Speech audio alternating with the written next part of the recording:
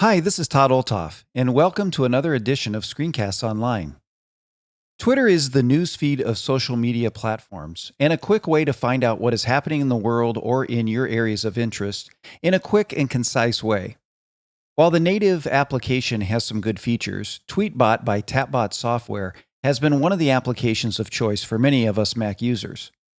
This week, we'll do a complete look at Tweetbot 3 for the Mac. I will cover all of the features of the application, along with some tips to better interacting with and managing your own Twitter feed. So let's get started by talking about how I personally use Twitter in my social media setup. Before we jump right into looking at Tweetbot, I thought I would just cover a little bit of what Twitter's about and how I use it in my own personal workflow. Twitter is like a microblog. It's almost like a text. You have 280 characters where you can write something and then send it to the world. And anybody can take a look at it who's following you or who sees it on the different feeds. Now, what most people use Twitter for is a news feed. They also use it to explore things that they're interested in. And the neat thing about it is it's also real time, so that what'll happen is as events are happening in the world, sometimes people are tweeting about those events and you can get real time news that's happening in different areas of the world depending on how you choose to look at your news feed, who you're following, what you're searching for.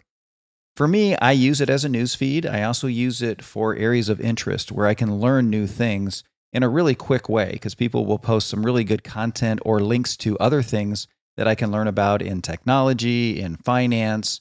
That's how I use Twitter. And as we look at Tweetbot, we'll explore some of the things that go into that. That's just a quick preview of one of this week's Apple-related tutorials from Screencasts Online. Screencasts Online is your premium source of Apple-related video tutorials. All of our members get access to brand new, up-to-date tutorials each week, as well as unlimited access to our entire video archive full of Mac and iOS-related tutorials.